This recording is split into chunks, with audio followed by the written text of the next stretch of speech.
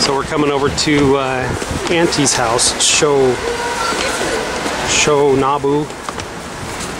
Nagong, and also a cousin's house, Ai. I believe that means on your father's side cousin. You can see it's getting a little colder now. It's been really nice the last few days, but it's supposed to be getting down into the 60s the next couple of days.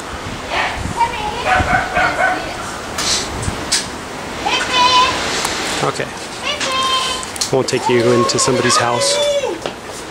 This is a pretty nice little complex here though, not too bad. They have this whole patio area.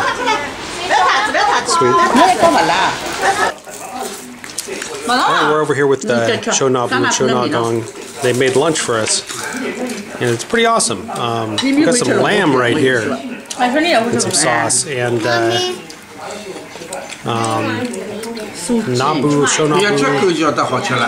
made this egg wrapped vegetable and pork. Pretty good, and boiled some peanuts and some cucumber, and I believe this is turkey. And some jellyfish that I'm not going to have any of. This is some duck they roasted. Honey, what's this last one? That's the kind of tofu. Oh, just shredded tofu. Some cilantro in there, it looks like. And of course, I think we have, I forget what these are called. Fried pork or whatever. Pretty awesome. We got a nice place here too. The condominiums are a little newer. And have a brighter looking kitchen. A lot of the kitchens in China are pretty small, but it looks like they've got some extra space. It's nice. And they've gone crazy with plants. They have plants everywhere. You can see all the cactuses out there of the window down there.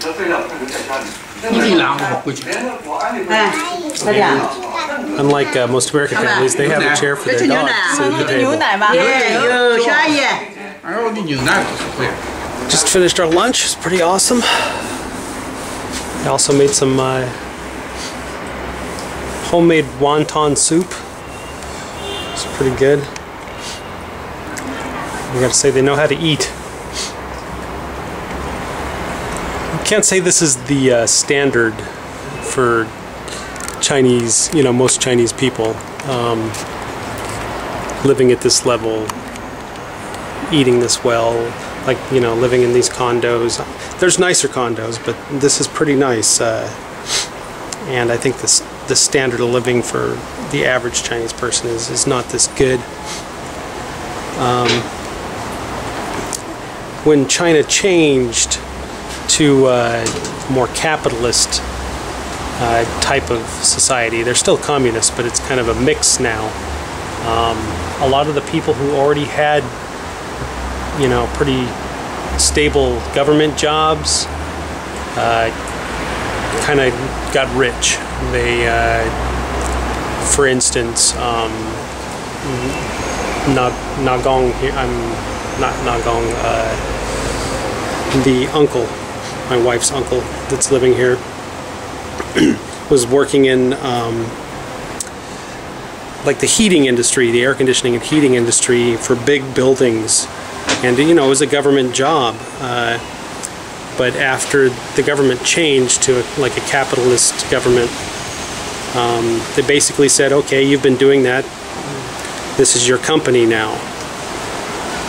And or something like that, or he kind of became, his own man, charging people to do what he did, and did quite well because of that. Same thing happened with my wife's father, who I believed worked procuring electricity and power for Shanghai. He worked in like the Shanghai power department, and he did quite well, and he even has a pension and stuff from that job. So he's retired now, and her mom works setting up deals between foreign companies and manufacturing plants here in China. So she does really well. Makes more money than I do, and I have a pretty lucrative position in the U.S. So, you know, there's a lot of people like that who, or people who just made their own way, you know, and now are working profitable businesses here in China. But there's an awful lot of people who aren't. There's still a lot of poor people, but they even have an expanding middle class now that's doing pretty well. So, you know, and you can see, I can even see in the last couple of years, the last time I came here compared to this time I came here, that you know, things in general seem to be kind of improving. Like there's just more, you know, more available apartment buildings and nicer places to eat that are, you know, not like really expensive restaurants, but just nicer local places. And they seem to be cleaning up more. Last time I came here, it was kind of awful because they were doing so much construction. And they weren't really cleaning up very well, but I noticed this time they had actual street sweeping trucks like they have in the States, you know, that with the big brushes on the bottom that squirt water on the ground and go along and clean the streets. They didn't have those before, so that looks a lot nicer now.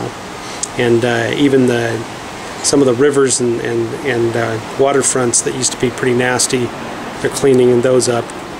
So it seems like the government's doing a lot of the right things, investing in clean energy technology, and you know they've been investing an awful lot in solar and wind power.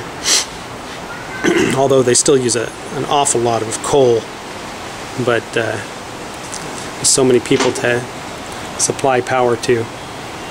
They do limit the people's use of power, though. They don't have as much. People don't have as much freedom about that as they do in the States. The government will turn the power off sometimes just because you know, people are using too much. Especially outside the big cities. You know, if you're in Shanghai, things are pretty nice, but outside the big cities and some of the other cities, they'll just shut the power off. They're more worried about supplying power to the bigger cities.